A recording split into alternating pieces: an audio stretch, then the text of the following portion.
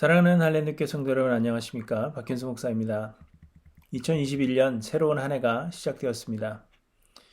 물론 작년에 비해 크게 달라진 것이 없고 여전히 우리는 바이러스의 공포 가운데 살고 있지만 그럼에도 하나님께서 우리와 동행해 주심으로 하늘나라 평강의 복을 받으시기를 간절히 기원합니다.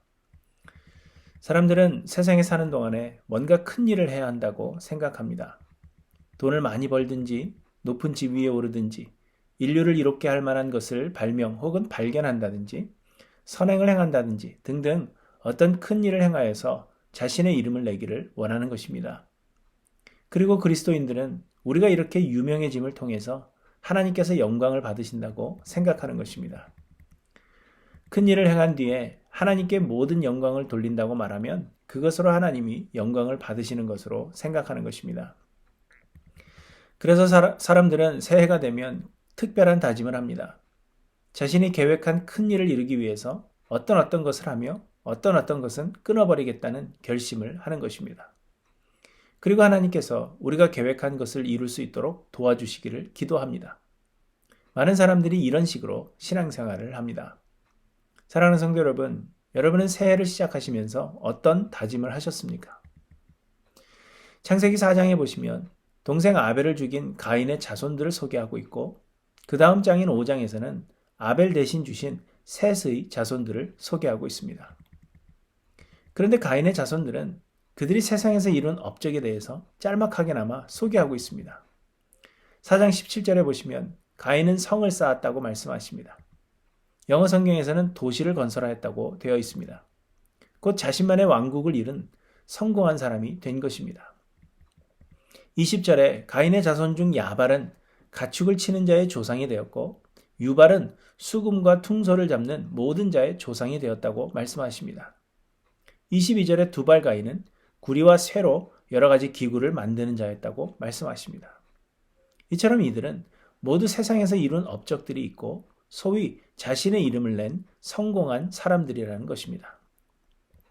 그런데 이에 반해서 셋의 자손들에 대해서는 특별한 것을 전혀 기록하고 있지 않습니다. 다만 그들이 누구를 낳았으며 몇 년을 살다가 죽었다고 기록할 뿐입니다. 다만 5장 21절부터는 에녹에 대해서 말씀하시는데 그의 특징은 하나님과 동행하더니 하나님이 그를 데려가심으로 세상에 있지 아니하였다는 것입니다. 하나님과 동행하는 삶을 살다가 하나님께서 데려가신 것입니다. 이 에녹의 이야기를 놓고 볼 때 셋의 자손들이 몇 세를 살고 죽었다고 말씀하시는 것은 단지 그들이 세상에서 산 연수를 말해주는 것이 아니라 하나님께서 그들과 동행해 주신 연수를 기록하고 있는 것입니다. 곧 하나님은 우리가 세상에서 세운 업적을 중요하게 여기지 않으시고 다만 우리와 동행하기를 원하신다는 것입니다. 하나님은 스스로 못 이루실 일이 없고 하나님은 필요한 것이 없으십니다. 그렇기 때문에 우리로 하여금 세상에서 뭔가 큰 일을 행하도록 하시는 것이 결코 아니라는 것입니다. 다만 하나님은 우리의 아버지가 되시기를 원하시고 우리를 하나님의 소유 삼으시고 하나님과 동행하기를 원하시는 것입니다. 그러므로 여러분 2021년 새해에 뭔가 큰 일을 하겠다고 다짐하시기보다 하나님과 동행하기를 다짐하고 하나님의 은혜를 구하시기 바랍니다. 요즘 한국은 정인이 이야기로 시끄럽습니다. 여러분 정인이 이야기를 아십니까? 어느 한 젊은 부부가 어린아이를 입양했습니다.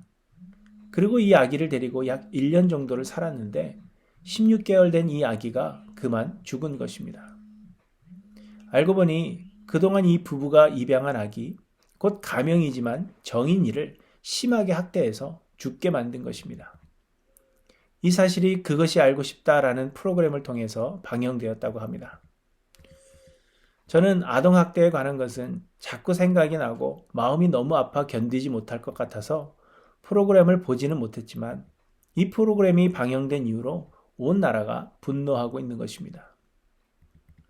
그런데 또 안타까운 것은 정인이를 죽음에 이르게 한 양부모가 모두 목사의 자녀들이라는 사실이 알려지면서 사람들의 분노가 교회를 향하고 있다는 것입니다. 저는 제 자신이 목사의 자녀로서 그리고 자녀를 키우고 있는 목사로서 더 무거운 마음과 함께 책임을 통감하고 있습니다. 여러분, 왜 이런 일들이 일어난다고 생각하십니까? 왜 믿는 사람들이 스스럼 없이 이런 악한 일들을 저지른다고 생각하십니까? 그 이유는 교회가 세상과 동일하게 세상에서의 성공과 업적을 가르치기 때문이라고 생각합니다. 우리가 큰 일을 하고 우리의 이름을 내므로 하나님께 영광이 되는 것처럼 생각하고 가르치기 때문입니다. 그래서 사람들은 하나님과 동행함으로 그리스도의 거룩함을 닮아가지는 못하면서도 큰 일을 행하여 이름을 내기만 하면 잘 믿는 것으로 생각하는 것입니다. 그래서 아이를 입양하는 선한 일을 행한 것을 보여주면서도 그리스도의 사랑으로 아이를 양육하지 못한 것이라고 생각이 됩니다. 앞으로도 우리 교회들이 우리와 동행해 주시는 하나님을 바라도록 하지 않고 세상에서의 성공과 업적을 세우는 일에 집중하게 한다면 이런 일들은 계속해서 일어나게 될 것입니다. 그리고 우리도 하나님과의 동행의 목적을 두지 않고 세상의 목적을 둔다면 우리는 언제든지 악을 행할 수 있는 죄인들이라는 사실을 잊지 않고 기억해야 합니다. 사랑하는 성도 여러분, 새해를 맞이하시면서 무엇을 다짐하셨습니까? 야고보서 4장 13절에 들으라, 너희 중에 말하기를 오늘이나 내일이나 우리가 어떤 도시에 가서 거기서 1년을 머물며 장사하여 이익을 보리라 하는 자들아, 내일 일을 너희가 알지 못하는도다. 너희 생명이 무엇이냐? 너희는 잠깐 보이다가 없어지는 안개니라. 너희가 도리어 말하기를 주의 뜻이면 우리가 살기도 하고 이것이나 저것을 하리라 할 것이거늘, 이렇게 말씀하십니다. 우리가 계획하여 일을 이루는 것이 아니라 하나님과 동행할 때 하나님께서 우리로 이것이나 저것을 하게 만드시는 것입니다. 하나님은 우리와 동행하기를 원하시며 우리와 동행해 주십니다. 그러므로 어떤 큰 계획이 아니라 하나님과 동행하는 한 해가 되기를 다짐하며 하나님과 동행하시는 하일랜드교회 모든 성도님들이 되시기를 간절히 소망합니다. 나의 영원하신 기여 생명보다 귀하다. 나의 갈 길 다가도록 나와 동행하소서. 주께로 가까이 주께로 가오니 나의 갈 길 다가도록 나와 동행하소서. 세상 국이 아니람과 모든 명예 버리고 험한 길을 가는 동안 나와 동행하소서.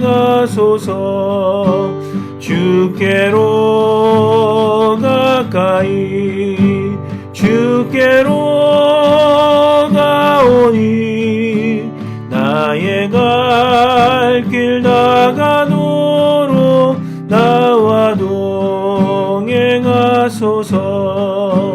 어두운 골짝 지나가며 험한 바다 건너서 천국 문에 이르도록 나와 동행하소서.